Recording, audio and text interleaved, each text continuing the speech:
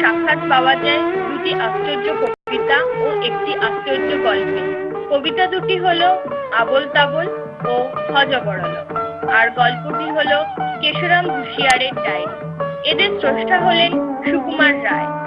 তার জন্ম হয়েছিল আজ থেকে প্রায় 100 বছর আগে, 1887 সালের 3রা অক্টোবর।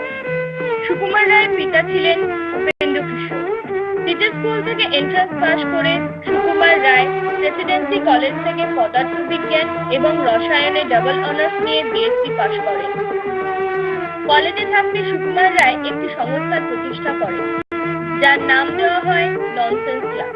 এই ননসেন্স ক্লাবের একটি হাতের লেখা পত্রিকা ছিল, যার নাম দেওয়া হয় 32.5 ভাজা। যে বিশেষ হাস্যরসের সঙ্গে সুকুমার রায়ের নাম অবিচ্ছেদ্যভাবে জড়িয়ে আছে, সেই হাস্যরসের প্রথম প্রকাশ এই 32.5 ভাজার পাতায়। 1913 সালের ডিসেম্বর মাসে জগৎচন্দ্র দাসের কন্যা সুপ্রভার সঙ্গে তার বিবাহ হয়। 1914 সালে সন্দেশ পত্রিকার জন্য সুকুমার রায়ের প্রথম প্রকাশ ছিল খিচুড়ি, যা পরে আবোল তাবোলে স্থান পায়।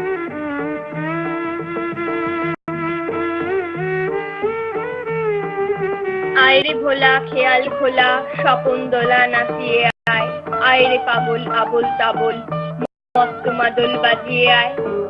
আয় যেখানে খেপার গানে নাইকো মানে নাইকো সুর, আয়রে যেথায় উধাও হাওয়া মন ভেসে যায় কোন সুদূর। আয় খেপা মন ঘুচিয়ে বাঁধন জাগিয়ে নাচন স্বাধীন ভিন, আয় বেয়ারা সৃষ্টি ছাড়া নিয়ম হারা হিসাবহীন।